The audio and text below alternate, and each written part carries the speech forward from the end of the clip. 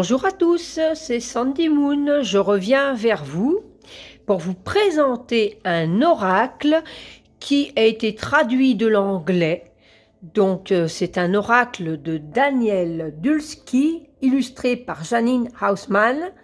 Je suis super contente parce que cet oracle était en anglais et je m'étais dit il est super beau, mais je vais attendre qu'il soit peut-être traduit et ça n'a pas trop tardé. Je crois que ça a mis peut-être une petite année, je pense, comme beaucoup d'oracles quand c'est traduit. Alors, il arrive dans un magnifique coffret en dur. Il est très très beau, regardez ça. Et il est aux éditions Vega. Alors, la Piti. Alors, la Piti, c'est une sorcière, mais la Piti est la vieille sage qui sait tout. L'intuitive, la guérisseuse réprouvée, mais aussi la sorcière. Elle est la marcheuse de l'ombre et la gardienne de la flamme. L'archétype de la Piti sage existe dans l'innombrable culture, dans les mythes, les contes populaires ou les légendes modernes. Cet oracle est un portail vers les lieux profonds, un intermédiaire entre le chercheur et la sagesse. Pour vous guider, le livre d'accompagnement comprend des pratiques de visualisation afin d'aiguiser votre intuition, des rituels pour éveiller votre vision et des cérémonies pour approfondir votre connexion au Piti intemporel et à votre pratique spirituelle. Ce coffret contient 56 cartes puissantes, un livre d'accompagnement de 160 pages tout en couleur, un sac pour protéger vos cartes. Et il est au prix de 27 €. Voilà. Alors, hop. Alors, regardez-moi cet intérieur de la boîte, c'est super beau. On va reculer un petit peu, voilà. Il est magnifique, regardez ça. Je vais vous lire ce qu'il y a à l'intérieur. Pourquoi la sorcière ricane? Avez-vous résolu cette énigme vieille comme le monde? Savez-vous pourquoi la sorcière ricane avec autant de joie? Moi, je sais. Je sais pourquoi cette sorcière rit si ouvertement, pourquoi elle laisse ses amas de chair brinque-ballés dans une prière corporelle à l'hilarité de toute beauté. Je sais pourquoi, mais vous, le savez-vous? Le saviez-vous? Elle ricane face à l'inestimable vérité de son art, et elle ricane face à la petitesse de son âme. Pour cela, elle est sans aucun doute la plus sage d'entre nous. Alors, j'ai un petit peu hésité parce que, bon, comme j'ai pas mes lunettes, c'est un petit peu... Voilà. Regardez-moi cette illustration, j'adore. Magnifique. Alors ensuite, on a le livre. Voilà. Les cartes et l'intérieur du fond de la boîte. Voilà. Les cartes, on va y revenir après. Alors, hop.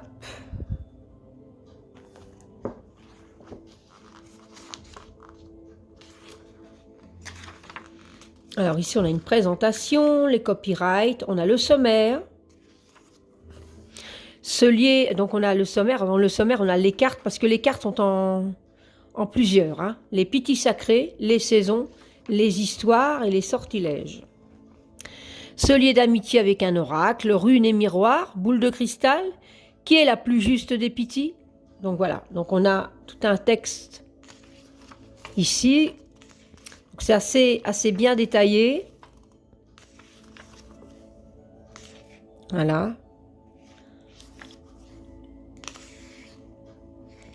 Donc ici, on a quand même des petites choses. Donc, comme par exemple, ici, on a une grâce désespérée et un temps éternel, un sacrifice nécessaire, ce lien d'amitié avec un oracle, ok.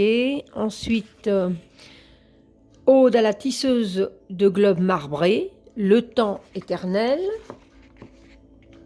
le baiser de l'infini, un songe du temps éternel, accéder à la bonté d'un oracle réveiller son moi jeune et profond, les veines du temps, une nouvelle sur la magie de la mémoire, consulter la Piti sacrée, bon voilà, je m'en suis souvenu, s'occuper de l'oracle, entretenir la flamme, rendre hommage à la Piti. Donc il y a vraiment tout un rituel aussi. notre vision éveillée. En 2, on a la magie pratique. Pour connaître la vérité, demandez à la vieille sage, vous la trouverez dans une maison en pierre. Donc l'oracle est un portail. Donc ici, on a vraiment beaucoup d'informations. On a quand même ici des sigils. Hein. Donc on a les sigils des pittis sacrés, les saisons, les histoires et les sortilèges. Donc on nous détaille les 4 sigils différentes. Les rituels d'ouverture. Les rituels d'ouverture 1, 2, et c'est vraiment très détaillé. Le rituel d'ouverture 3, 4, 5. Ah oui, il y a beaucoup de choses. Rituel d'ouverture 6. Donc il faut vraiment tout bien lire pour vraiment cette lune savoureuse. Exercice à une carte, donc là c'est pour les tirages. Voilà, les questions sans réponse, tirage à 3 cartes, tirage à 5 cartes, à 5 cartes, à 6. Donc on a quand même une jolie intro. Hein. Rencontre avec une vieille sage de confiance, tirage de la saison de la lune et de la flamme. C'est vraiment magnifique, quoi. Moi j'aime beaucoup. Et les graines de la connaissance. Donc là, ça ne rigole pas. Hein.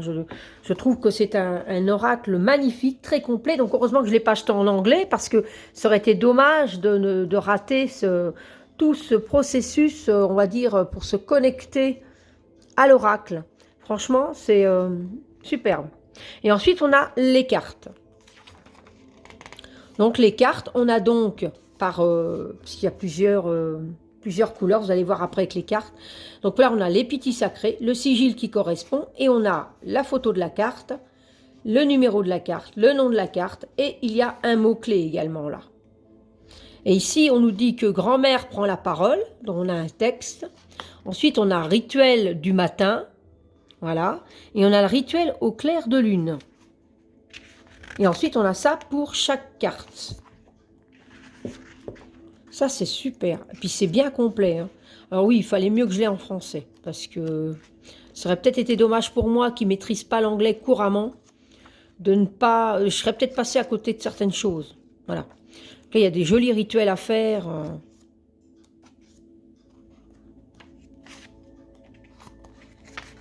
Ici, ensuite... Ah ouais, super. Ensuite, on nous dit devenir la pittis. Réveiller cette pittis de pierre et d'os. Réveiller cette sorcière, cette vieille sage de la montagne. La pittis nous donne toujours matière à réfléchir. C'est super. Ensuite, on a à propos de l'auteur, Daniel Dulski, et à propos de l'artiste, Janine Haussmann, et la sorcière des sigils. Et pour Daniel Dulski, c'est une visionnaire païenne. Voilà. Parce que j'ai oublié de le préciser. Donc c'est quand même un livre que je vous conseille de prendre le temps de vous connecter déjà avec, de bien lire tout l'intro que je vous ai montré, parce que franchement, il y a déjà beaucoup à apprendre à travers ce livre. Voilà. Ensuite, donc, on a les cartes. Alors, les cartes arrivent dans une belle petite pochette satinée grise, comme ça. Donc, c'est bien pour les protéger, c'est super. Hop.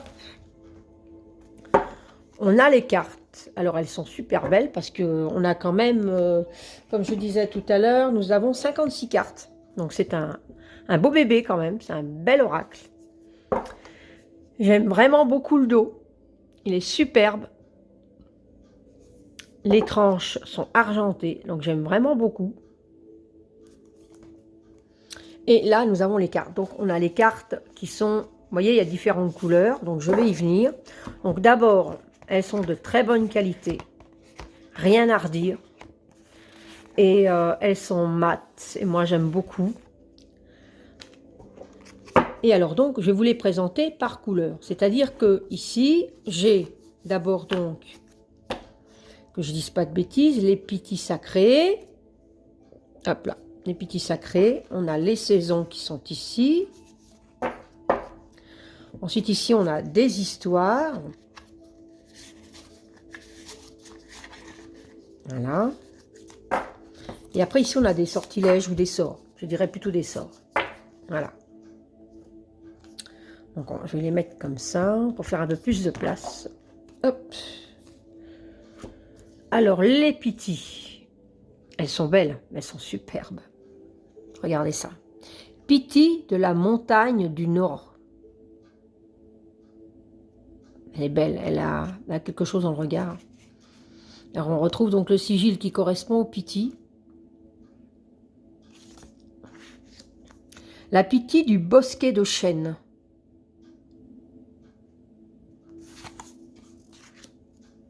Pythie des pierres perforées. Donc on voit hein, vraiment qu'elle est connectée, il y a ce troisième œil ouvert. Pythie des chouettes grises.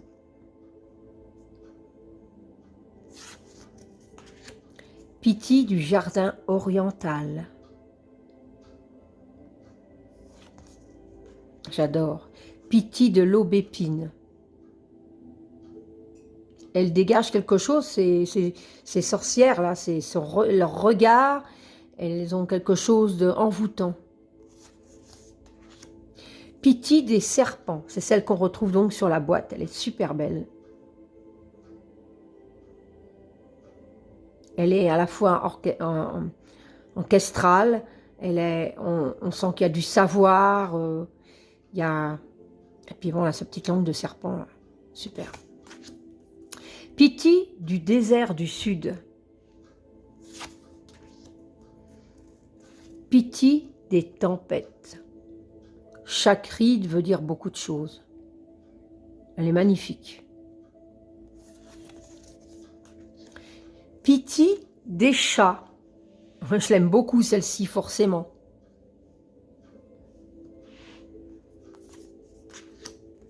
Pythie des mers occidentales. Elles sont super belles. Pythie de l'hôtel de sel. Elles ont des regards, c'est profond. Elles ont quelque chose, waouh. Pythie des feux de forêt. Je crois que je vais avoir une superbe collection avec cet oracle.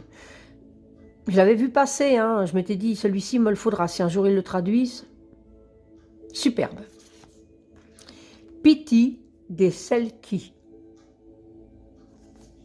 Donc là, les Pythie. Ensuite, les saisons. Alors c'est bien parce que ça change de couleur. Le nouveau sigil.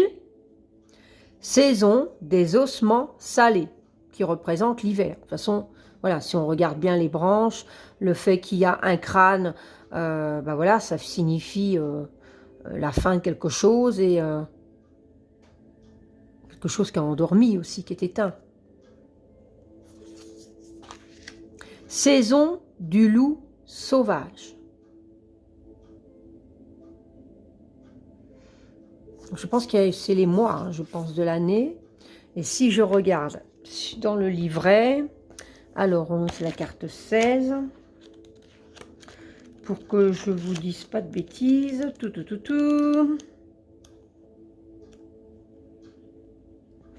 La carte 16.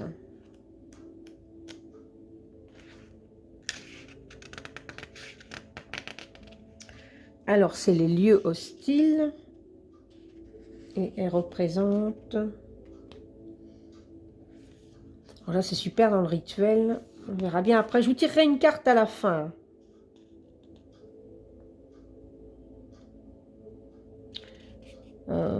Je suppose que ça représenterait les mois de l'année. Alors. Ah oui. Alors, saison du loup sauvage. Voilà, on revient... Waouh! Saison de la gardienne du chaudron. Saison des racines tendres. Je crois que ça correspond au mois. Saison de l'hôtel des sages. Superbe. Saison des mains couvertes de boue. Saison des délices sauvages. Saison du tonnerre divin. Saison de la grâce de midi. Saison des rêves orphelins. Super belle. Saison du cœur hanté. Saison des épices et du foyer.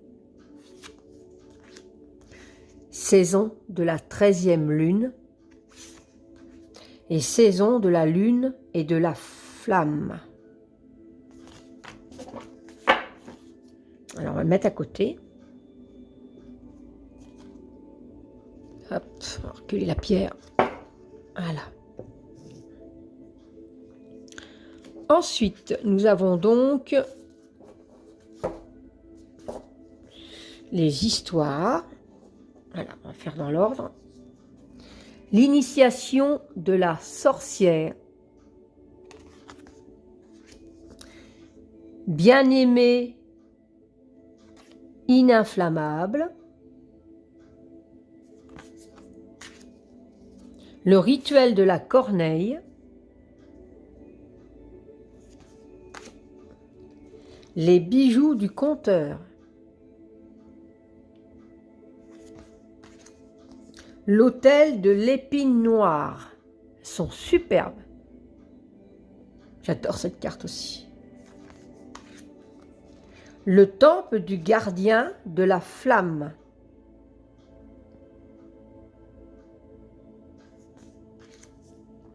Le gardien de l'ombre.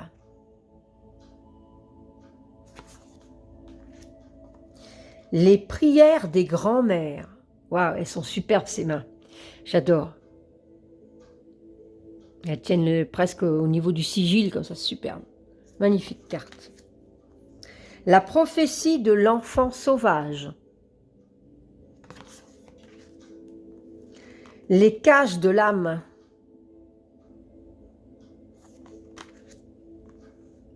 Le rocher escarpé de la Kayesh. Ah oui, là j'ai Kalash.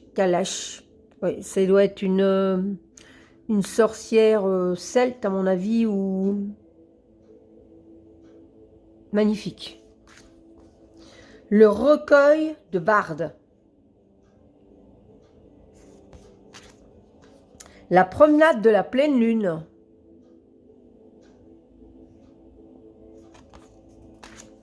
Et la chasse sauvage. Donc ça, c'était les histoires. Et ensuite, nous avons les sortilèges, les sorts.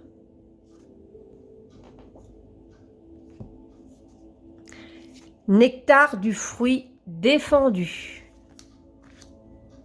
L'arme d'une épouse de la terre. Regardez-moi cette carte. J'adore, elle est superbe. Fumée de genévrier.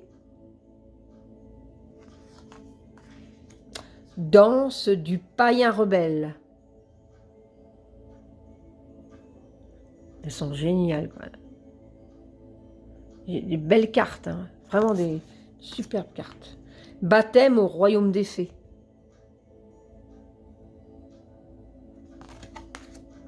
Fendre l'œuf cosmique.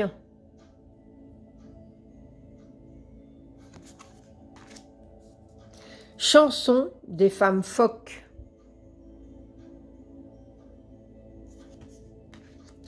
Sentir la chair.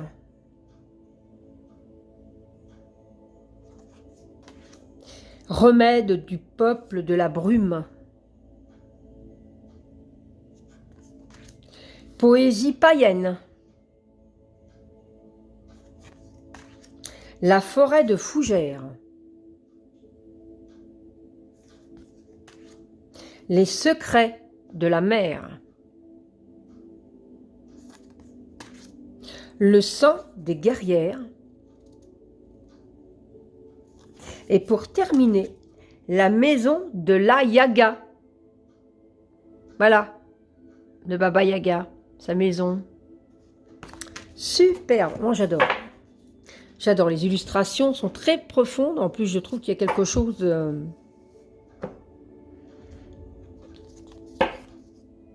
Voilà. C'est profond. Il y a quelque chose qui me touche fort. Étant donné que je pratique beaucoup de choses au niveau des sorts, tout ça. Je crois que celui-ci, il va falloir que je me connecte d'abord bien au livre. Et là, ça va être... waouh. Alors... Je ne vais pas faire une vidéo d'1 heure non plus, mais je vais essayer de vous faire un petit tirage avec chaque petit tas. Comme ça, on aura... Alors, on va commencer avec celle-ci. Donc là, ici, c'est les petits.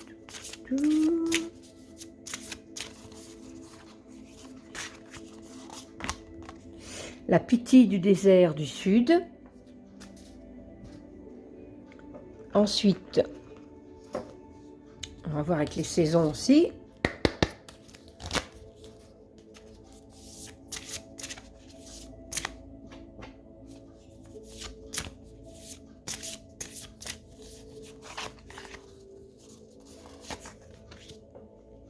Saison de la 13e lune.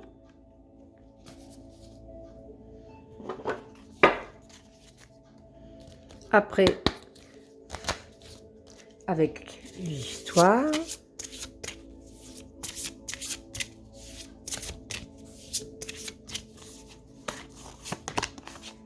Le bien-aimé ininflammable. Et avec les sorts. Donc on va mettre les cartes ici, vous les voyez bien.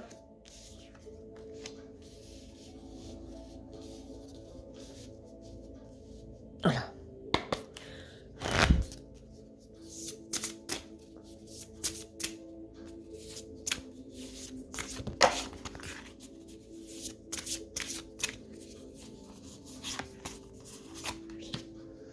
Le nectar du fruit défendu.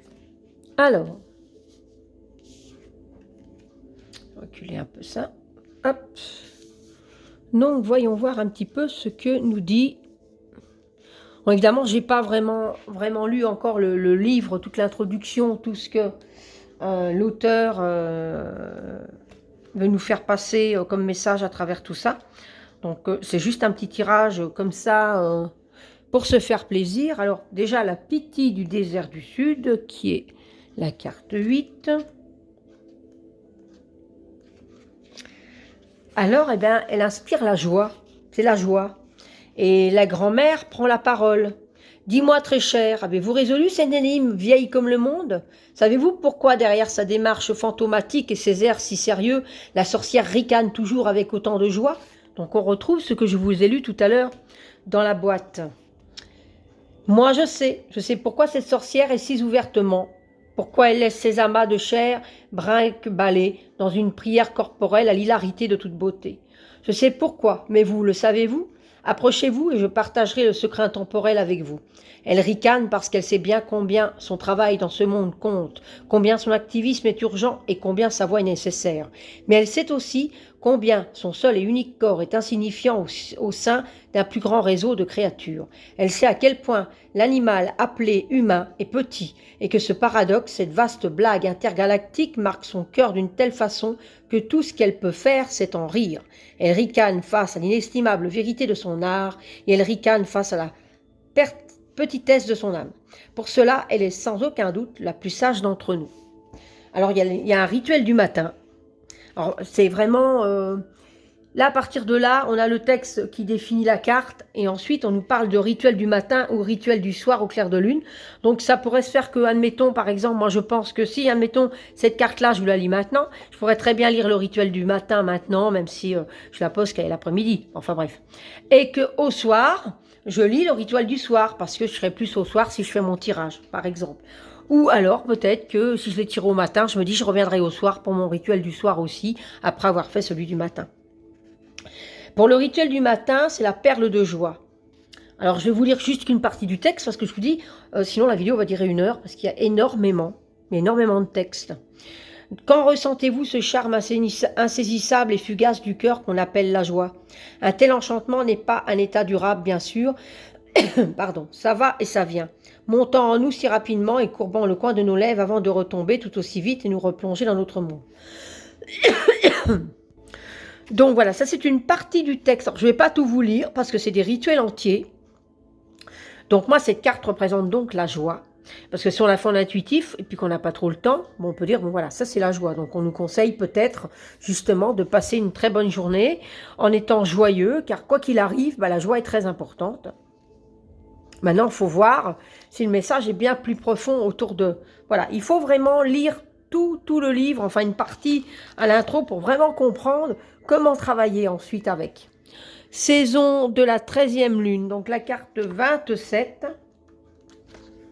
Alors ici, c'est les entrailles primordiales.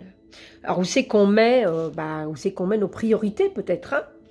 Grand-mère prend la parole. Oh mon enfant, fais confiance à la magie de l'entre-deux, à ces moments où quelque chose d'important a pris fin, sans nouvelle naissance en vue.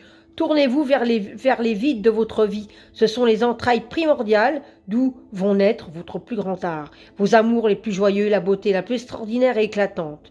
Nous ne pouvons pas résoudre nos mystères trop tôt. Nous ne pouvons pas nous précipiter pour combler les espaces et reconstruire nos nombreux puzzles avant l'heure. Attendre dans la tension est une grande compétence. C'est la marque d'une sorcière expérimentée. Tout ne justifie pas un sort, après tout. Si quelque chose dans votre vie vous a laissé sans rien de nouveau pour le remplacer, laissez ce vide particulier exister un peu plus longtemps. Faites confiance à la magie de l'inconnu, au moins aujourd'hui. Donc là, moi, qu'est-ce que je pourrais voir? Je pourrais voir qu'on dit que, bon, voilà, c'est rien passé d'extraordinaire, hein.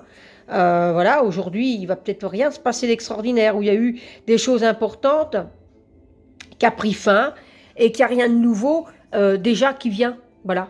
Mais bon, voilà, moi j'ai cette carte de la joie qui me dit que malgré tout, voilà, je vais suivre le conseil de la grand-mère et je vais suivre les rituels du matin ou même du soir aussi pour voir un peu comment je peux travailler avec ce vide. Voilà. Ensuite, nous avons la carte 30. Alors ça, je vous dis, hein, c'est un tirage juste comme ça, hein. Après, on peut aller plus en profondeur, mais sinon la vidéo va durer 1 heure. Alors, 30.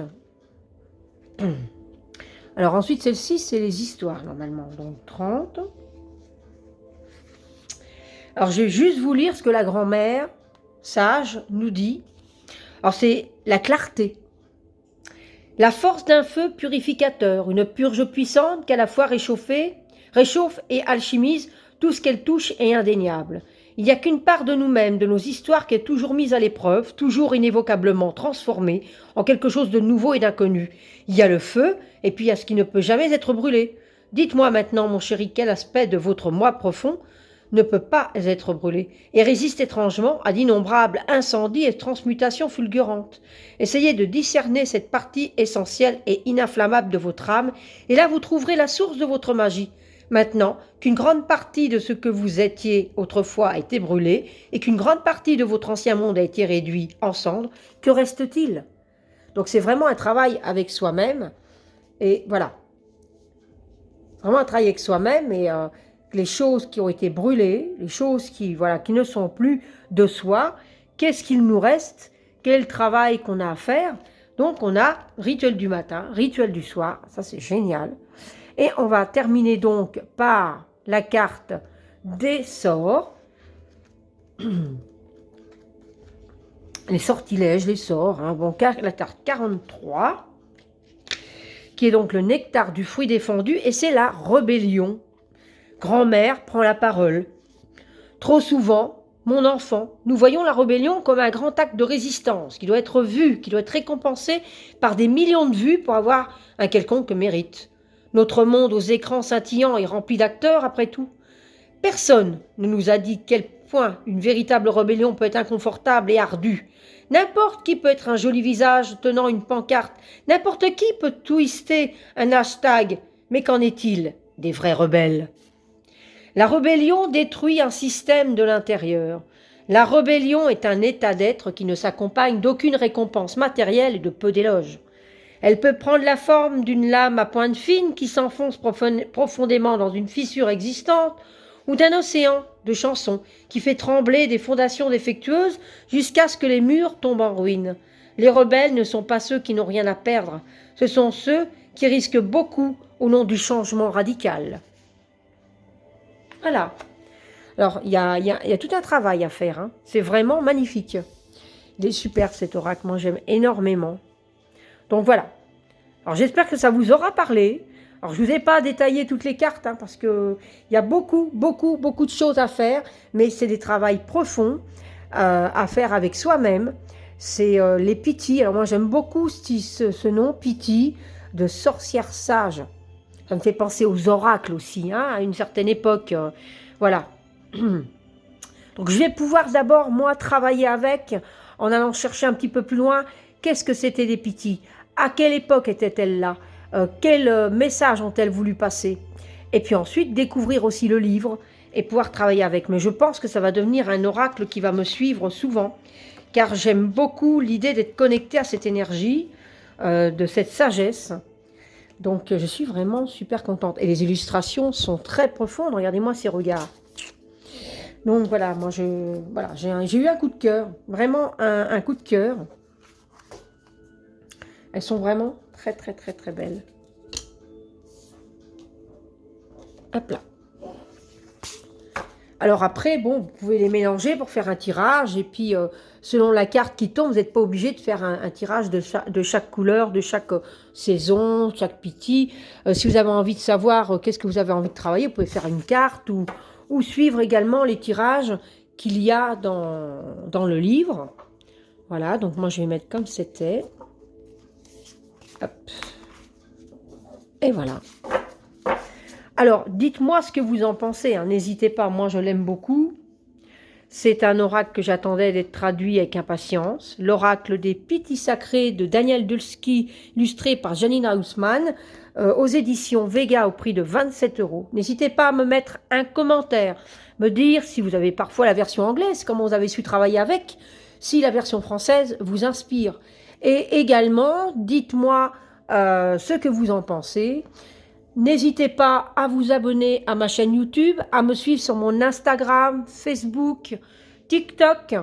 Et n'hésitez pas à liker. Et ne pas oublier pour les personnes qui, des fois, par oubli, like pas ou s'abonnent pas à ma chaîne. Bon, ça, c'est pas encore une obligation, c'est si vous le ressentez. Mais un petit like, ça fait toujours plaisir. Je vous remercie beaucoup d'avoir regardé cette vidéo. Et je vous retrouve très vite pour une prochaine. À bientôt. Bye bye. Bisous bisous.